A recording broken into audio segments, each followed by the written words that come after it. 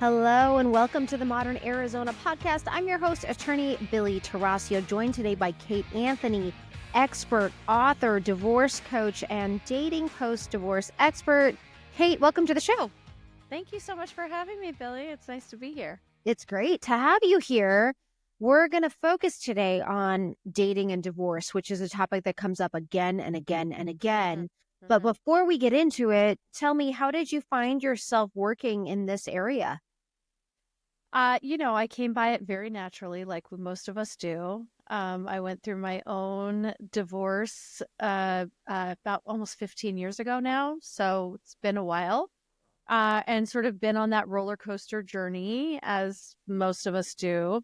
And I started with wanting to help women make this decision because what I've learned now, I know that it takes the average woman about 5 years to decide. And it really is mostly women because about 70% of marriages or divorces are initiated by women.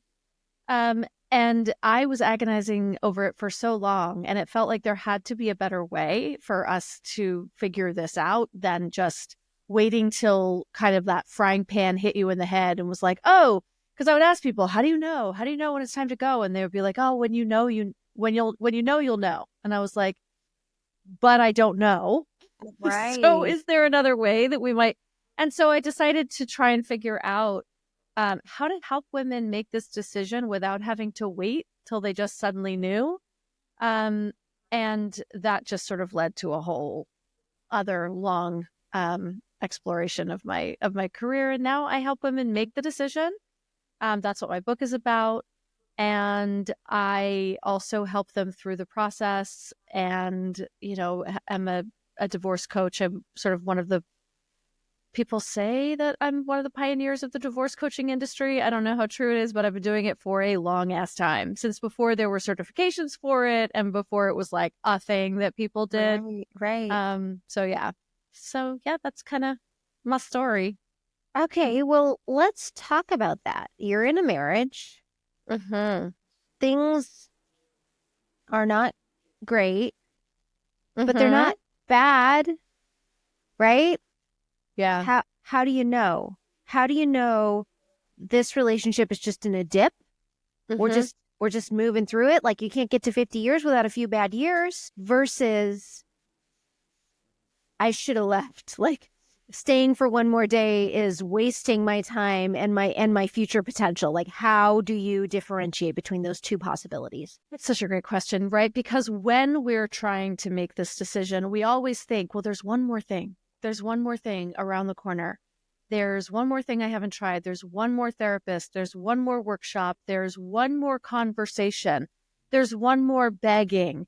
There's another way that I could frame this so that he'll finally understand whatever it is, right? And so we get stuck in this loop forever and ever and ever, because we really do think that there's just like one more thing that's going to be the thing that makes it all stop or changes it or whatever.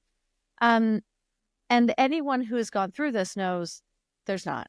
Like, there isn't one more thing. Sometimes things just don't work. Sometimes two people can be absolutely lovely and not the right, separately, but not the right people for each other. Sometimes people are just not meant to be. And also, unfortunately, I work with a lot of women who are being emotionally abused, in particular, all sorts of financial abuse, all forms of domestic abuse I deal with, but almost all of it, sort of emotional abuse, kind of underpins all of it. And those women are really looking for, like, the thing that they're going to say that's going to make their husband acknowledge their humanity, in a sense, right? And there isn't something else that you can do or say, right? In those cases, there just isn't. And in a case where it's just like, it's fine,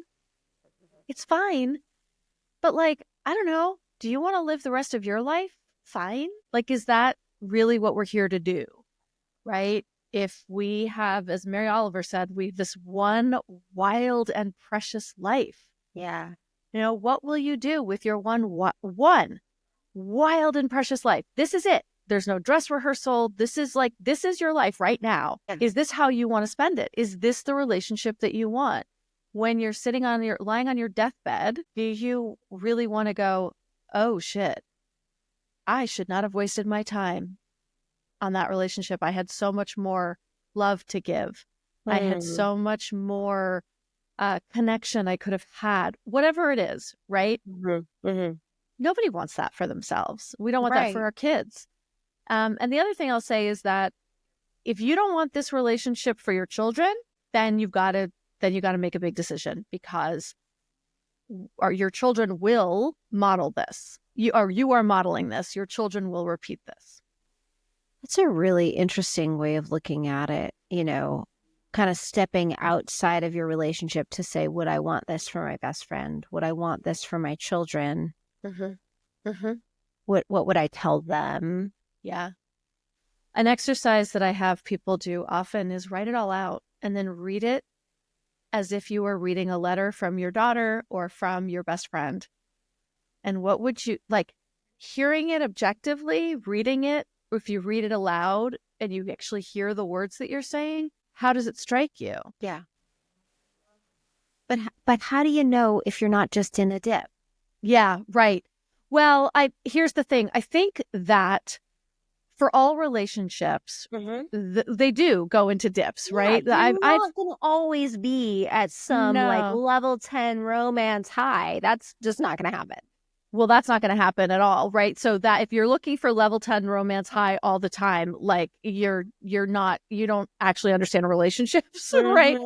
And so there are dips, there are peaks and valleys, right? Or I would hope that they're not peaks and valleys, right? Because any relationship that has the highest of highs and the lowest of lows is toxic.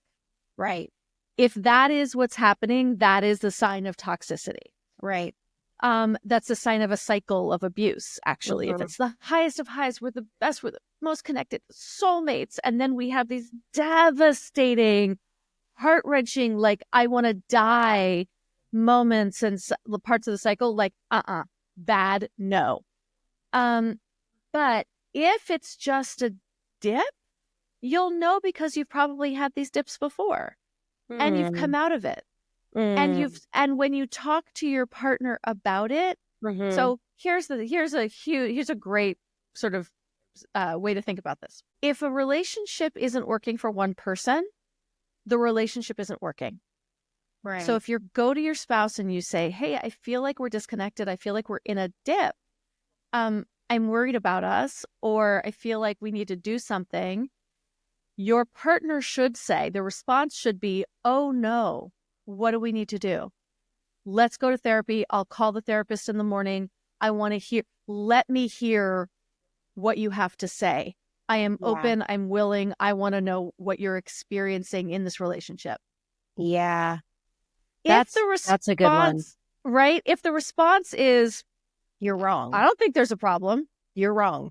You're wrong. The way you're looking at this is wrong. That's what I got. Right. You're wrong. You're wrong. You're wrong. We're You're fine. crazy. We're fine. Well, right. It's works for me. I don't know what your problem is. Good. Everything works for me. I'm good. Well, like, yeah, of course you're good, because I'm exhausted and I'm doing all the work and I'm carrying the brunt of the emotional labor, the domestic labor, the mental load, all of it. So of course you're fine. Yeah. You're fine. Yeah. You're fine because I'm exhausted.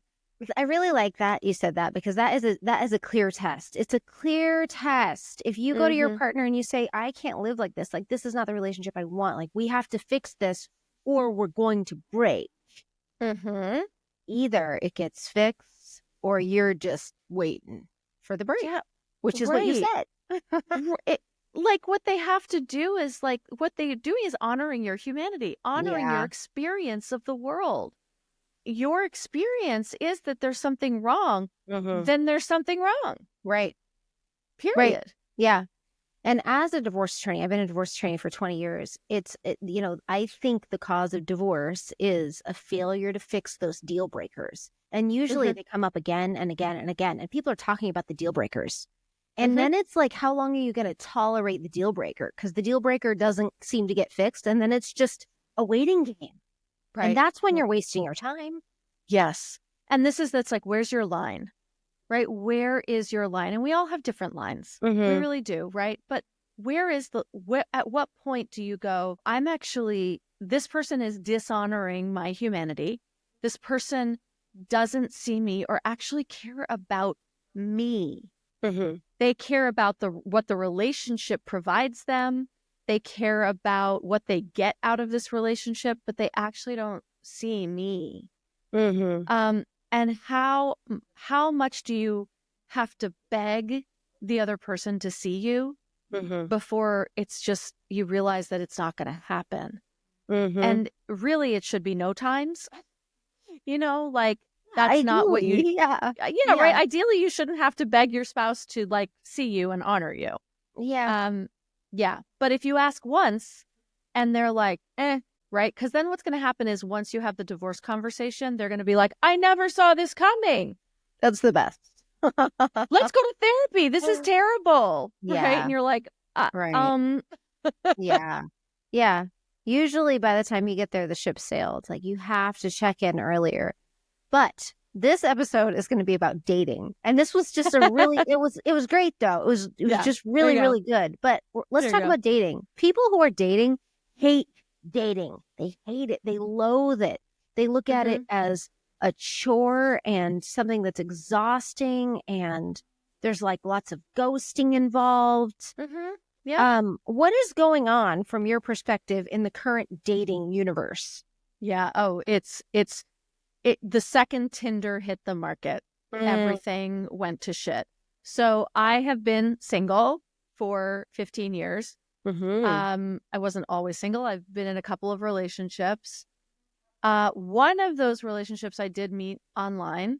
The rest of them I didn't. And I no longer date. Because it's a shit show. And it really is. Whoa. It is. And here's the thing. I started online dating before Tinder. So I experienced life before swipe culture and life before an algorithm. Yeah. So it used to be that people would just put up a profile. They actually wrote things about themselves. They wrote about what they were looking for. They wrote paragraphs. And they put up pictures, but they actually read through your profile. They connected with you on a level about like what you're interested in, what I'm interested in. There was dialogue and conversation. And now it is this immediate dopamine rush of the next and the next and the next and the next. And they're not reading anything. It is a constant swipe. The swiping is giving the dopamine hit.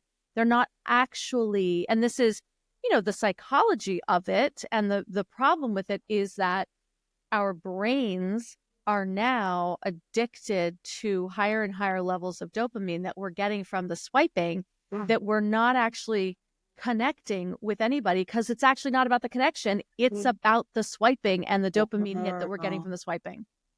Man, I didn't think about that. That makes so much sense. So instead of getting this dopamine from meeting somebody and feeling a connection with them, and what that does. We all know what that does and how wonderful that is. Wonderful. But if instead the dopamine can just come from a cling, you got a new message, this person likes me.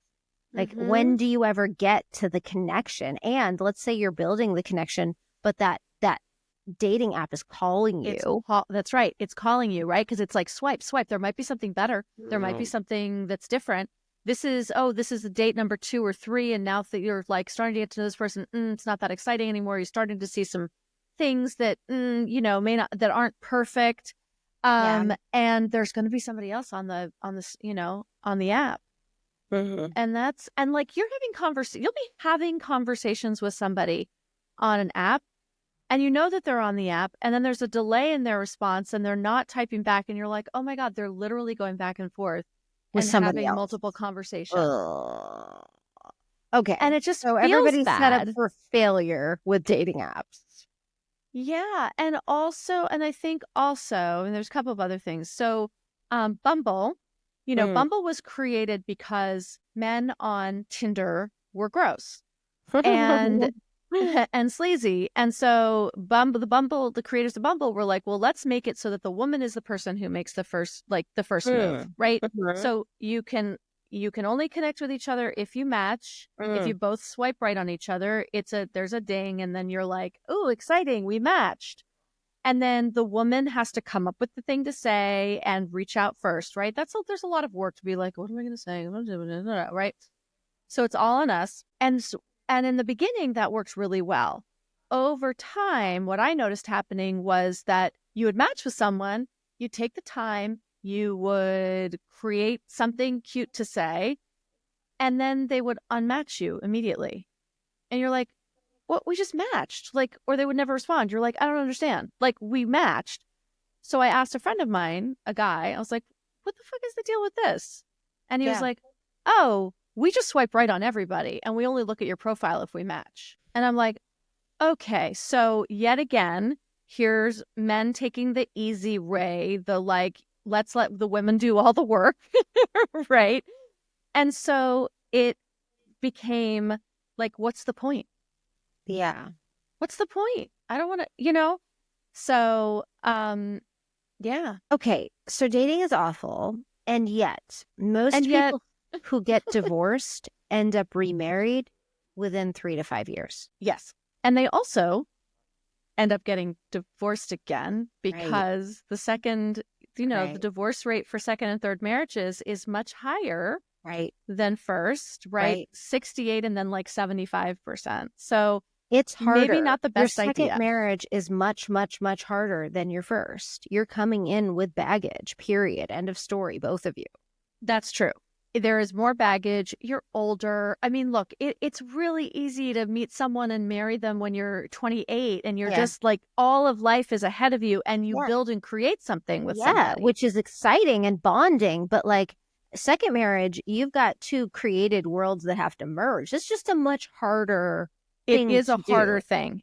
And also, I think the reason that the divorce rate is higher is because people aren't doing the work to figure out what went wrong the first time. Mm. They're like, well, he was an asshole or she Mhm. was a bitch or Mhm. whatever it is. And now, like, this next person is going to be great. And they're not doing the self reflecting to go, okay, what did I bring to the table here? What red flags did I miss? How did my relationship blueprint from my upbringing, from my history, bring me to a place where I chose this person? Because 9 times out of 10, if you don't do that work, you are choosing the same person in a different meat suit, and you're going to have the same problems. Sure.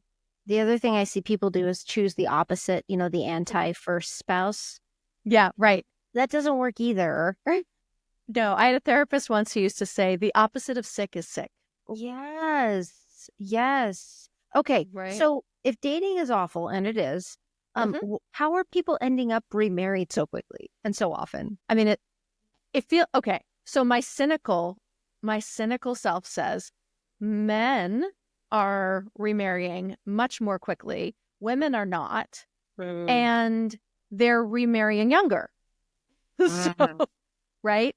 So it is easier for like a 52-year-old man who's recently divorced to remarry a 35-year-old. That's Ew. easy. Mm-hmm. Yeah. So yeah, I mean, look, I also think I don't want to just piss on this parade for everyone who's like, oh no, like, just getting out there.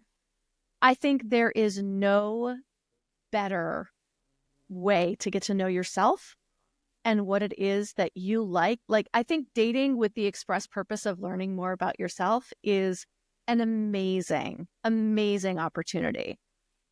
So often, especially women, we're always like, do they like me? Do they like me? Am I cute enough? Like all of those things. And if you go into the dating experience, first of all, especially if you're newly dating, if you go into it with the idea that we're just dating, that's all we're dating, right? We're not finding my next husband. We're dating and we're learning.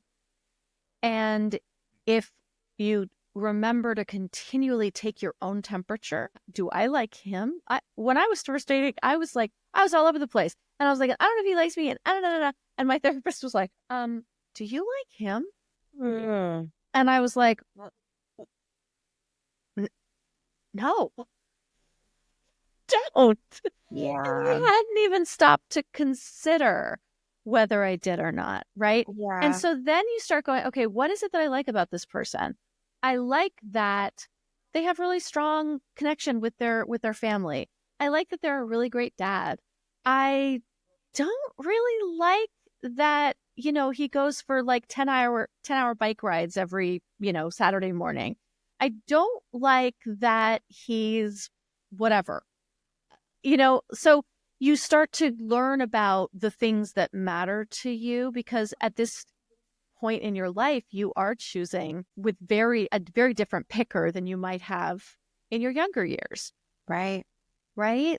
There are Right. different things that matter now. What do you think are the most important things for people to be looking for in a partner post-divorce? I think having aligned values is really important. And, your values are not just like integrity, honesty, right? Yeah. But like really the things that matter to you, what makes you you? And this is why it's so important to do all of this recovery work after your divorce before you get into another relationship, right? Who am I now? If you have kids, if you got married when you were 28 and then you have kids and then you get divorced at 38, let's say, or 40, like you're not the same person. You're just not. You're different on a cellular level because if you had a biological baby, you're actually different cellularly, right? Right. And so who am I now? Who am I? And so often we don't take that time to intentionally ask ourselves those questions so that we can learn about ourselves in a way that we like. If I don't know who I am, how on earth am I going to know who's going to match with me? Mm-hmm. Right? So aligning values is really important. Like, what do I stand for in this world? I'm glad that you mentioned that, because we have this male-female divide where men are going in one direction morally and values-wise, and that's, I'm talking very broadly, but that is towards a conservative, traditional values place, and women by and large are like, no, thank you. No, it doesn't work for us. The values alignment seems to be more and more difficult for men and women to achieve. I mean, 100%. 100%. Listen, we are opting out of these systems. And as stuff has happened politically in the country, the amount of devaluing of womanhood has gotten so intense that women we don't feel safe. At the end of the day, the most dangerous place for a woman is in her home with her domestic partner. Our biggest predator, women's biggest predator, are men. And that's just scientifically factual. And there have been studies that have been done about this, and that is the truth. And so we take so much risk in being with a man, like, because we're heterosexual and like, that's what we got to do. Because sexuality is not a choice. Right. That it becomes really, it is so important for us to look at that. And it is so important for us to say, that does not feel good to me, and that is not safe for me. Right. And so these are the questions that we have to ask even more so now. So I think that's a really important point. Yeah. We're not in a great place. We're not in a great place. And you've got the dating apps, which is one thing. And then you've got the cultural divide, which is in a lot of ways, I think, much more intense and much more scary. And the stakes are really, really high for women, because especially if you're not able to take care of yourself fully and completely financially. If you are not completely financially independent, the danger for you is that much higher. Yeah, And for your absolutely. children. Ugh. Yeah, absolutely. And so to be looking for, when we're that vulnerable, if we can't take care of ourselves financially and we are looking for a man to kind of complete us and help us, which is what the culture tells us we need to do, Well, right? sure. Like partnering up and pooling resources is a very natural way to Yeah. get all the stuff done. Right. And also, yeah, and like legit, right, in this economy, living alone is fucking expensive. Right. And so, like, all of these things make sense, but it makes us so much more vulnerable. Right. And with the gender pay gap being what it is, right, typically a man is going to provide more. And so all of it makes us more vulnerable. Right.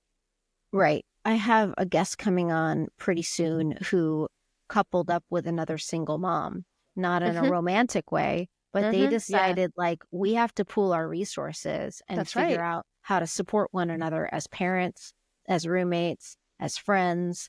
And I wonder if we'll see that happening more and more.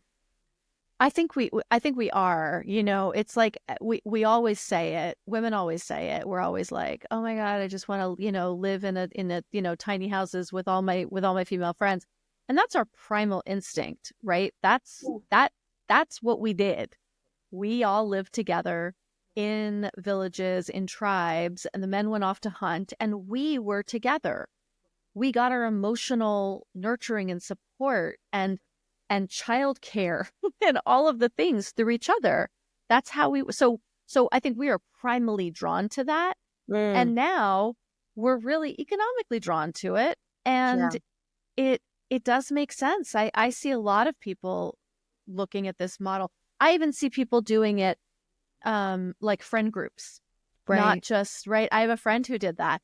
Just a bunch of them, millennials, single, or poly, whatever, and they all just got a big house together. Wow.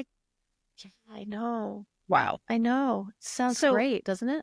I have the most amazing partner. I think if you're looking to date a man, you really need somebody who's an actual feminist, like who actually believes in like women's rights and equality and who sees the world similarly. And that's getting harder and harder to find. But that's the values piece. But that's pretty great. See, okay, well, if he has any friends, let me know. Because that's right. That's the thing, is that there are so few of them. Because it's so sad that they feel that it's, more of that, like equality somehow means less for them. Like, actually, no, it actually might even mean more for you. Right? Because patriarchy works for no one. Men it really doesn't, right? It just pits men against women, and then it makes women less likely to like men, and men want women to like them. So it's a bad system. It's also, look, patriarchy also tells men that they can't be emotional, that they have to, man up, that they have to, that any softer feeling that they have makes them two of the worst things that a man could be, either like a woman or gay. Right. Yes. And so we have a mental health crisis with men in our country. Right. There are higher rates of suicide, younger rates of death from stress-related illnesses, because they don't, 75% of personal development, including therapy, is consumed by women. And because men are not sort of welcomed into these conversations, it makes them, feel a certain way, because society tells them that they're a certain way if they do these things, right? And it's killing them. So it's not good for them. When I say like smash the patriarchy, when I talk about feminism, it's not just for us. It's for them too, right? Totally. Like can we just be free from all these expectations that are like putting us all in boxes? Can we just do that, please? You guys are really unhappy. And like when you get to like a certain point, you pick up a gun and shoot up a school. Like, this isn't healthy. This is bad for you. Right. It's bad for all of us. So that's my soapbox. All right. So what I've heard is it's dangerous to date. I know. This was not the dating conversation we wanted to have. Here's the thing. We we want connection. We crave connection. It's a human thing. I do think there are people out there. There are wonderful people out there. There is, there's a whole world out there, right? Who knows? And I think we have to be informed and careful. Yeah. And that's just the reality. And I think also, like, look, I have opted out for the time being. It doesn't mean I've opted out forever, right? Sometimes it gets exhausting. And by the way, men and women have the exact same feeling, like, oh my God, this is exhausting. And so, great. So take a break, tap out, tap back in when you're fortified again, right? The worst time to date is when you're feeling like shit about yourself and you're like, I need an ego boost. Like, no, you're not going to get that. Well, can you opt out of the dating industry and still go 100% into life and look for connection everywhere you are and find it and take what you can, whatever connection comes, be it friendships or like, why is that not an option? I think it's the best option. I do. I think it's the best option. I think the pandemic did something to us where we're all homebodies now and we don't leave the house and we don't talk to each other. And I've seen these cropping, because they always tend to crop up in LA first too, like you'll see like a poster on a street, on a lamp post that says like in-person dating event, right? And it's like, what? So the apps are suffering. The numbers of people on the apps is diminishing day by day.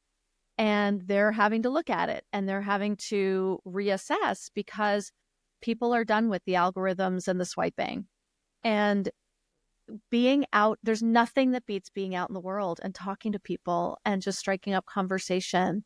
And, even if it's like at Trader Joe's is the best place, right? Like, have you tried that? Is that good? Like we're always talking about our groceries, and like, oh, what do you mix that with? Oh, interesting, right? Just get in the habit of having conversations with people out in the world, not necessarily as a, tool to be picking people up all the time, but just as an exercise because we're so out of practice. Right. I totally agree. Like an exercise in human connection. And we've gotten pretty good at putting ourselves out there on the apps. And maybe we need to try a different way of putting ourselves out there, taking different risks. That's right. We put ourselves out there on the apps, on Facebook, on Instagram, right?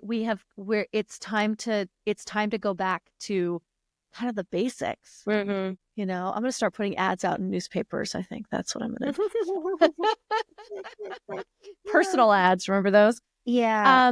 They do have those adventure things, right? I've heard of these on the radio.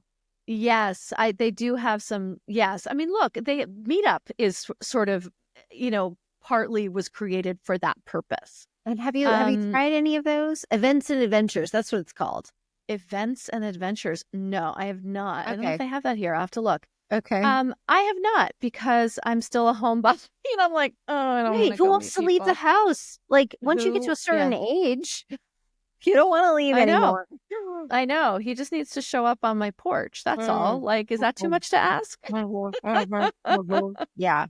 But yeah, I think you're absolutely right. The human connection, the getting out there and exercising that muscle, just to, go sit at a, I don't want to say a bar because I don't drink. So, but, at a diner or a restaurant at the counter or the bar, engage with people, right? At the grocery store, in the, car, the school pickup line, maybe park your car and walk instead of just doing the drive-by, right? There are so many other ways that we can do this, that we don't have to rely on the apps. And I think we should really be doing more of that. Yeah. And I think it'll be less soul crushing because the dating, everybody I talk to who's dating just feels like it's soul sucking, soul crushing. And that is the opposite of like what we're supposed to be getting, connection and like feeding our soul. Right. That's right. That's right. And it is sort of highlighting the fact that we think that we're having connection on the internet, but we're kind of not really. It's not. Right. It's not actual connection, right? Right. And so, yeah, real connection for the win. Real connection for the win. Okay. All right. So you're going to try some stuff and then let us know how it works. Sure. Yep, I'm gonna do that. 'Cause I bet it's easier said than done, right? It's so much easier said than done, right? I'm gonna talk to Yeah. people at my local Trader Joe's, and they're like, "Okay, lady." Yeah. Yeah. So, tell me about your clients. Who do you usually work with and how do you work with them? I work with women, only, and I work with women who are either trying to make the decision. Look, if you're trying to make the decision and you're ending up reaching out to me, you already know what's happening. You just need some guidance and help and maybe some strategy or permission, because people who are in healthy marriages are not trying to figure out whether they should stay or go. And I work with women who are going through divorce. I have a great group coaching program for women who are in all stages of going through the process. And it's wonderful because we do meet on Zoom every week. And so we do have this in-person connection. And it's women who are from all over the country, and they're going through this process and they feel really alone, and they come together and they hear everyone else's stories and realize that they're not alone, that everyone's going through something similar, and they get great tips and tools and advice from the group, and then guidance from me. And so that's my favorite. And then I work with women one-on-one too, of course, all day, every day. So yeah. How big are those groups? Well, the group itself, it's rolling enrollment. So people are, coming in at any time. And usually there are about 50 or 60 women in the group, but that many people never show up on a call because not everyone can come to a call at the same time. Right. So the calls are actually a lot smaller and people get a lot of one-on-one attention. I'll usually have maybe even just like 12, 15 people on a call. So I can really, and they're 90 minutes. So I can really dig in with people. Yeah. But everyone who can't make a call, they all listen. They all listen to the recordings and they found it very helpful. So yeah, it's really great. And I've kept it pretty low cost. Oh, nice. So that, because it's an expensive time of your life, right?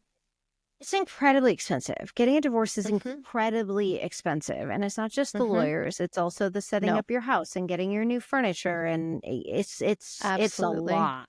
It's a lot. Absolutely. Yeah. And I want to say that, working with a divorce coach often feels like, oh my God, it's just one more expense. I have saved my clients thousands in attorney's fees. Number one, by keeping them out of court. Right. Number or from two, talking to their lawyer. Or from talking to their lawyer. Like, no offense, but like, absolutely, because, none taken. you have expertise that I don't have, and I have expertise that you don't have. And so, going to your attorney with your sob story, like that's a very expensive coaching or therapy session with somebody who is not qualified for that. Definitely. Right. And you're like, coach can help point you to the lawyer when you need to be in front of the lawyer. That's exactly what I do. I will and I'll also strategize with you and say, okay, this is a question for your attorney. This conversation does not need to go to your attorney because that's not what they do. And also that's actually not relevant to the law, right? I'll have clients who are like, I'll just give you an example. I talked to a client this week, and on our last session, I talked to her through how to document in a way and what to document that mattered to the court, right? So many women are like, and he said this to me, and he spoke like this to me, and he, yelled at me in front of the kids. And right. And like, if you're documenting all of that, you are muddying the waters and nobody can see clearly. But if you document, he threatened my child with a knife. Yeah. Well, that's big. Yeah. That happened this week. Oh. I know. If you're documenting things that have to do with your children, right? Because look, you're getting divorced. We know he doesn't treat you well or whatever, or there's acrimony or whatever, because you're getting divorced. Like, that's understood. Unfortunately, the court doesn't care that he abuses you in the context of your divorce, because they think that how he treats you has nothing to do with how he treats your children. Most of us know differently, but that doesn't matter. So we have to document specific things in order to make the impact that you want to make, and leave the other stuff out because it's just noise, right? I don't know if I'm being clear. And so she came back to me this week and she was like, so I did the documentation exactly as you told me. I brought it to the judge. I got everything I asked for. So I don't know. Worth it? Worth it. Right? Worth it. Talk about a win. That must have been a good day. It made me feel really good because, half of my job is helping women process all the emotional stuff so that they can think strategically. Sure. They are so wrapped up in the emotions, rightfully so. Mm-hmm. Their sort of amygdalas are taking over. They're in a lot of trauma, right? And they need a lot of processing before they could actually think strategically to be able to work with an attorney effectively. Right. One of the hardest things for us as a lawyers when we say, what do you want? Mm-hmm. And we don't have a direction because it makes it impossible for us to be effective at our jobs. That's right. If you can help people figure out what they want. I 100% do. 100%. That's a big deal. Right. And, and when my clients are like, well, I've been a stay-at-home mom, and so I should get full custody. Mm-hmm. I'm like, well, you could take that to your attorney, or we can have a conversation about that, because that's not the way the law is going to shake out for you. And then we're going to have to process all the emotions around that, because I know that doesn't seem fair, but it's also not what's legal. So those are two very different things. Right. Fair and legal. Absolutely. And everybody's version of fair isn't the same. That's why we get to read the law. At least that's written down. That's right. Exactly.